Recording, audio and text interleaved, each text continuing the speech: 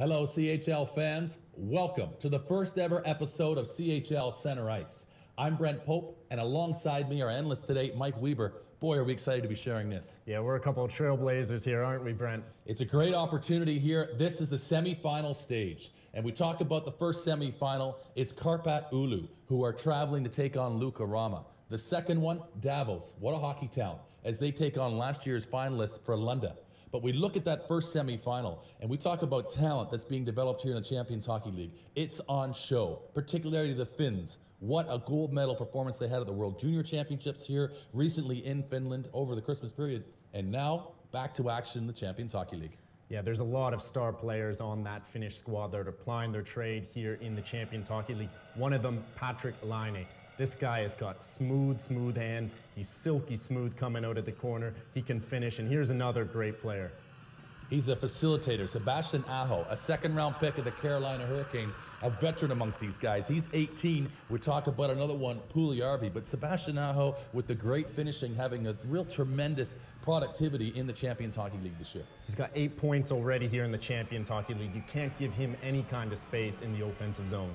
He's a player for Karpat Oulu, one to be watching. And we look at the size and strength. Generally, you think of size and strength with North American players, but 6'4", Jesse Puljujärvi bangs home the puck here. What great net presence he has. He's fantastic, too, at using his long reach, and he's going to be a real threat in the NHL in a couple years. And this is Sebastian Aho getting ready for this first semifinal. He's a threat, outstanding as we've seen him recently for those watching the World Juniors, and Puljujärvi. There'll be a handful tonight for Lukarama. Yeah, they're two players definitely that Lukarama can't give much space to in the open ice. And here we take it up with Luka already leading 1-0 here against Karpat. On the odd man rush, they make it 2-0.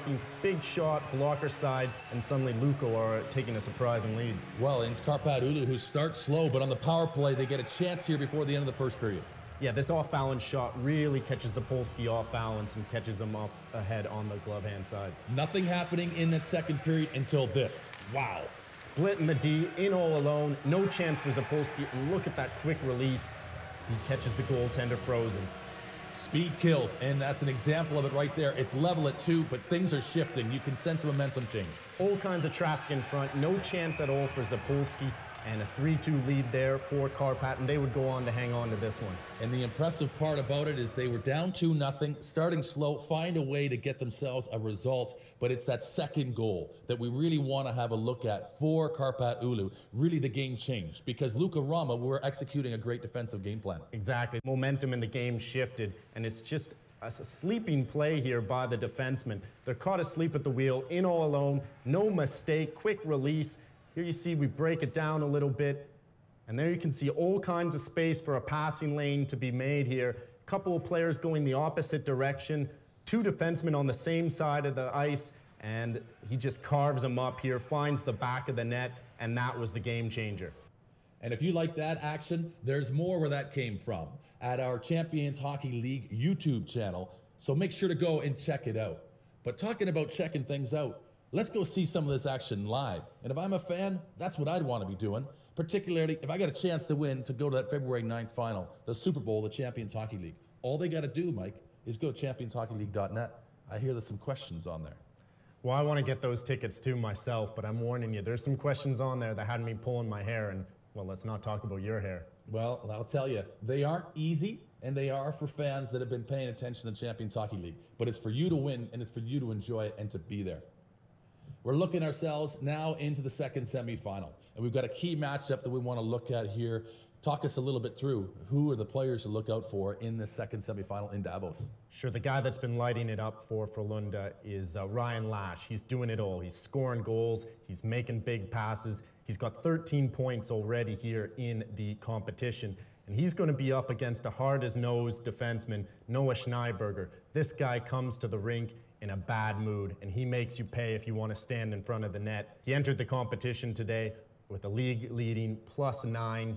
He plays a great defensive zone hockey, and he's going to make life hard on Ryan Lash. Well, he's going to have to be up to it because Lash is very capable of finding scoring. Let's go and have a look at the highlights in that second semifinal. Yeah, it was a really boisterous crowd, but unfortunately for the home side, it was the visitors that struck first. It's the power play that for Lunda take advantage of here as Spencer Abbott drives to the net. They move the puck around nicely. Abbott, Johnny on the spot, puts it top shelf. Giannone left hung out to dry. It's the follow through, and it's that second effort that it's the second mouse that gets the cheese, as they often say, and Spencer Abbott capitalizes for Frölunda, and then they start to fly. Yeah, here's the second goal. Arturi Lehkonen, goal scorer's goal, uses the screen. Giannone can't see the puck. It's 2-0, just like that.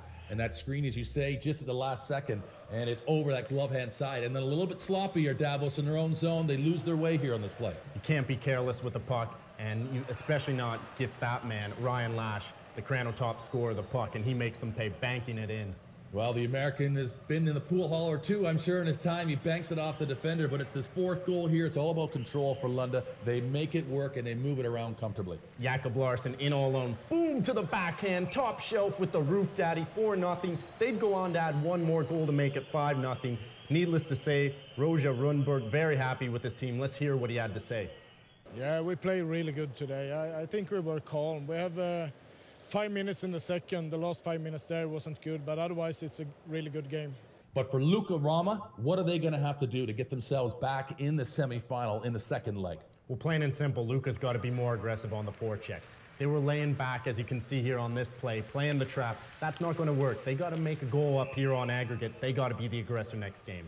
And they were great. At 2-1, they looked to be in charge, Luka Rama, but a power play goal in the first period on the specialty teams, that was key for Karpat Oulu.